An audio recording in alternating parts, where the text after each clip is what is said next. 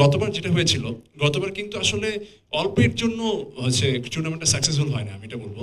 Because শেষ পর্যন্ত সবই ভালো ছিল এবং এত সেলিব্রিটিদের সমাগম আগে কোনো সিসিএলে খুব মনে হয় দেখা যায়নি গতবার যেটা হয়েছিল। হ্যাঁ, আর যারা অর্গানাইজিং কমিটিতে ছিলেন বা সামহাও আমার কাছে মনে হচ্ছে একটা কনফিউশনের জন্য এটা লাস্টের দিকে একটু শেষ মতো শেষ হয়নি আর কি ভালো মতো।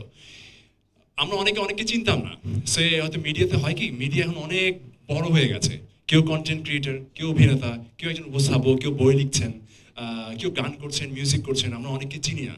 সো আমাদের প্ল্যান ছিল হচ্ছে কি, আমরা আমাদের মিডিয়াটা যারা বাঁচিয়ে রেখেছেন, কেউ শুধু আমাকে পর্দায় দেখায় বলে আমি সেলিব্রিটি বিষয়টা আমরা এই জায়গায় রাখতে চাইনি। সে আমাদের মিডিয়াতে কন্টেন্ট ক্রিয়েটারদের এখন অনেক বড় ইম্প্যাক্ট আছে। যারা লেখক, বই লিখেন, উপন্যাস লিখেন, তাদের অনেক বড় একটা জনপ্রিয়তা আছেন। এবং অনেকে আছেন স্টার মেকার, যারা পর্দার পেছনে কাজ করেন, হয়তো এজেন্সিতে কাজ করছেন অথবা ডিরেক্টর, যারা হচ্ছে বড় বড় স্টার তৈরি করছেন, তারাও কিন্তু তাদের স্ব জায়গায় সেলিব্রিটি। সো আমরা এবার ক্যাটাগরি রেখেছি ABCD। হয়তো এই ক্যাটাগরিতে হয়তো ফিল্ম ইন্ডাস্ট্রির লোকজন বা যারা হচ্ছে একটু ফেমাস যারা, তাদেরকে রেখেছি। বি ক্যাটাগরিতে রেখেছি এক ধরনের সেলিব্রিটিসদেরকে।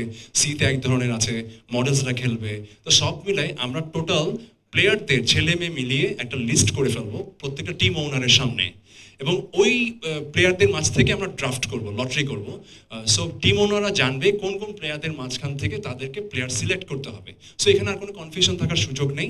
তবে যারা খেলবেন, এটা এনশিওর করা হচ্ছে, যারা খেলবেন তারা সবাই হচ্ছে কোনো না কোনোভাবে আমাদের মিডিয়ার সাথে সম্পৃক্ত এবং তারা যার যার জায়গায় সেলিব্রিটি। হ্যাঁ, সে এমনও আছে যে বাংলাদেশে আমি এমনও দেখেছি যার ফ্যান ফলোয়ার্স প্রায় 3 মিলিয়ন 4 মিলিয়ন, আমরা হয়তো তাকে খুব ভালোভাবে চিনিও না, কিন্তু তার এই যে 3-4 মিলিয়নের ফলোয়ারের যে একটা অনেক বড় একটা ইম্প্যাক্ট, সেটাকে তো আমরা অস্বীকার করতে পারি না।